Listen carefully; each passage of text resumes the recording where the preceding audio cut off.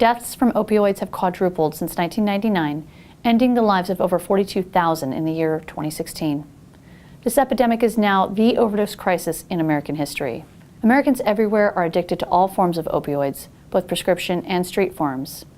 In Arizona, for example, opioid overdoses have risen 76% in the last 4 years. In Colorado alone, opioid overdoses have resulted in 300 deaths per year. Washington, D.C. has seen overdose deaths more than double from 2014 to 2016. This opioid epidemic has spared not a single state in our country. The entire U.S. has been affected. Several states have declared opioid abuse a public health emergency and had to dip into emergency funds to address the problem.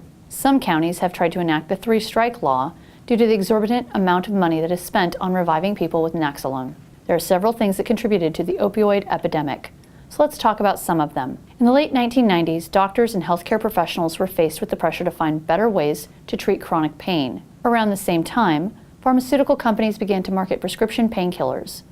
OxyContin, for example, was heavily marketed as a wonder drug that was able to take away pain and keep it away. OxyContin's manufacturing company, Purdue, marketed the drug to doctors and created music albums and other merchandise to persuade doctors to prescribe and patients to request. And at one point, doctors even thought that the risk for addiction was low.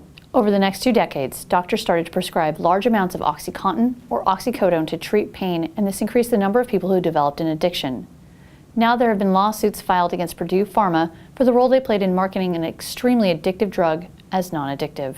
Despite the rise in the opioid epidemic, it seems that opioids continue to be prescribed in large numbers. The opioid epidemic is still growing in our country, and every day people are dying because of it. When doctors stop prescribing for a patient that they have noticed is misusing or abusing their medication, they will often cut them off immediately.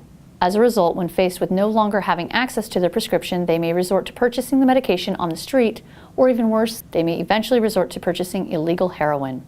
Over the last 5 years, our country has tried very hard to take action against this epidemic.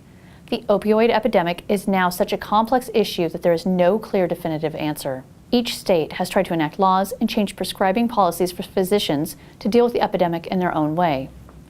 This epidemic has touched the lives of millions of Americans without discrimination.